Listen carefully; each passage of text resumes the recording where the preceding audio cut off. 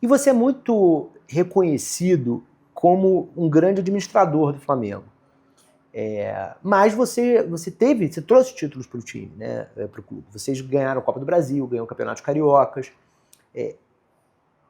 Você sente da tua gestão que vocês poderiam ter conseguido no futebol mais resultados, ou considerando a situação administrativa que você encontrou, foi feito o que dava para fazer?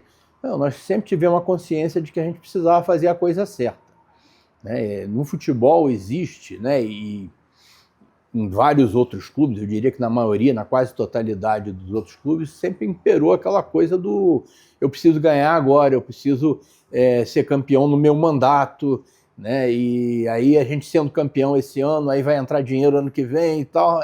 Essas pequenas irresponsabilidades, que não são tão pequenas assim, sempre foram consentidas, né? Sempre foram aceitas na gestão dos clubes do Brasil, mas o nosso grupo, quando assumiu, tinha plena consciência de que a gente não estava lá para fazer ações de curto prazo, nós não queríamos o chamado voo da galinha, né, que vai e cai.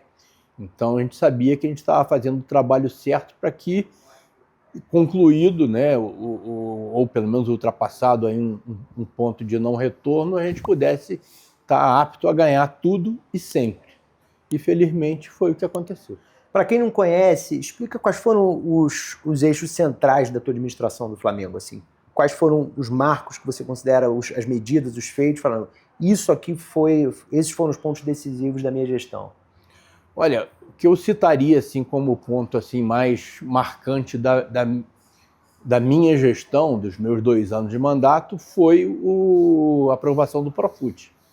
O Profut fez com que a dívida tributária, e até é curioso falar em dívida tributária para uma instituição que não paga imposto, né, porque é sem fins lucrativos, né, mas o Flamengo tinha uma dívida tributária enorme que era proveniente de apropriação indébita, né? Você é atleta do Flamengo, o Flamengo vai lá, recolhe o seu imposto de renda, em vez de repassar para a Receita Federal, embolsa isso e coloca no fluxo de caixa do dia a dia. Mesma coisa a Previdência. Então, a dívida tributária do Flamengo era enorme, incomensurável, e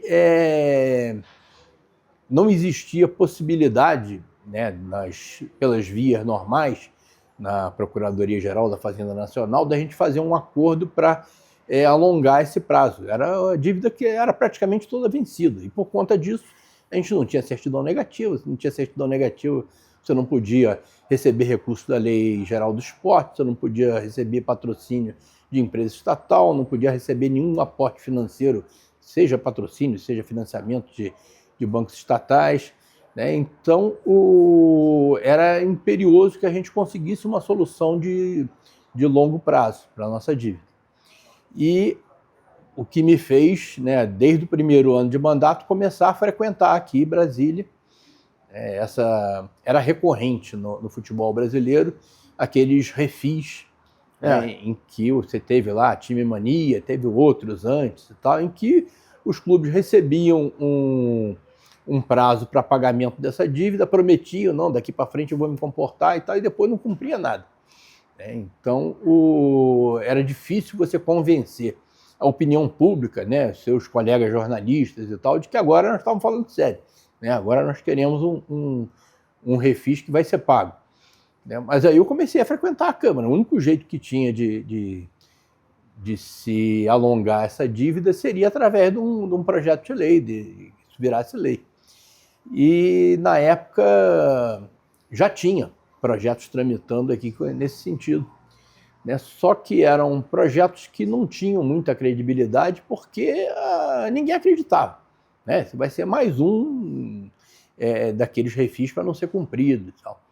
Então, quando a gente começou a trabalhar aqui na Câmara, no caso do Flamengo, com outros clubes também, foi no sentido de fazer uma coisa diferente. Falou, em vez da gente pedir um refis, vamos fazer uma lei para melhorar a governança do futebol brasileiro, né? Então, vamos fazer uma lei que proíba aquelas reeleições intermináveis de dirigentes, que proíba um presidente deixar dívida para o seguinte, que proíba a apropriação indébita, né, que proíba todo tipo de delinquência gerencial, né, e, em contrapartida, para você poder se adequar a essa nova realidade regulatória, você aí, né, merece ter um parcelamento da dívida, né? Se por acaso você não cumprir, você perde tudo aquilo, né? E aí, a partir do momento que vigorasse a lei, né, o dirigente passaria, inclusive, a responder na pessoa física, né? Então, era uma outra visão. E, nesse sentido, foi importante que a parcela assim, mais, vamos dizer assim, eu vou dizer bem intencionada, aquela parcela da mídia que estava com o propósito de fazer com que o futebol melhorasse mesmo, né? Eles compraram essa ideia e os atletas, né? Na época, os atletas tinham um movimento chamado Bom Senso Futebol Clube. Sim, claro. Né, que começou lutando contra os atrasos constantes de salários, mas depois que eles viram esse movimento na Câmara, eles aderiram. Então, eles disseram, não, nós queremos exatamente isso, nós queremos que melhore a governança do futebol brasileiro, porque aí os atrasos de salários, né, tendem a diminuir ou acabar e tal. E nesse ponto foi muito importante, né? Alguns clubes, outros não aderiram vamos dizer, a esse processo de negociação, porque estavam confiando naquela situação do passado. Não, isso aí a gente não precisa prometer nada, vamos conseguir de outra maneira, né? Mas a imprensa e os atletas fizeram com que esse projeto avançasse, e apesar das resistências de bancada da bola e tal e coisa, isso acabou.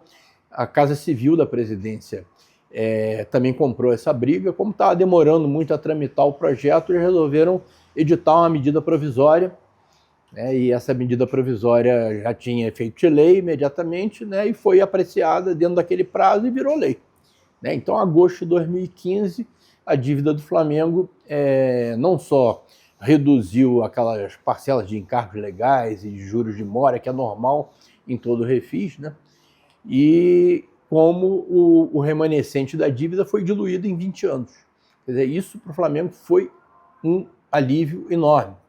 Tá? E isso daí foi uma marca, vamos dizer, dessa nossa administração.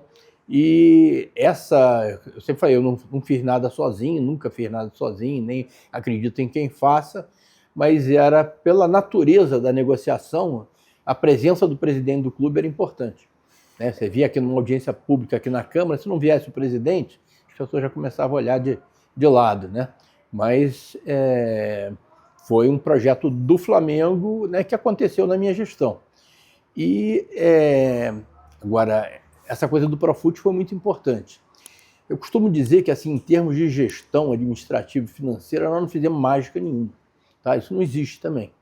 Tá? Tudo que nós fizemos, você aprende em Administração Financeira 1 na faculdade.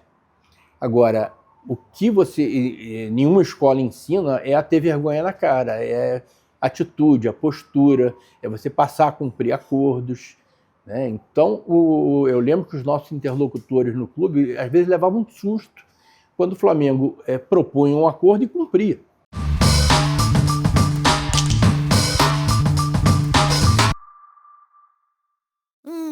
Sua cabeça tá igual sua timeline, uma bagunça. Quer diminuir esse ruído? Notas de rodapé no Amado Mundo, para pensar o mundo a partir dos livros. Amado Mundo, dá para se informar sem surtar.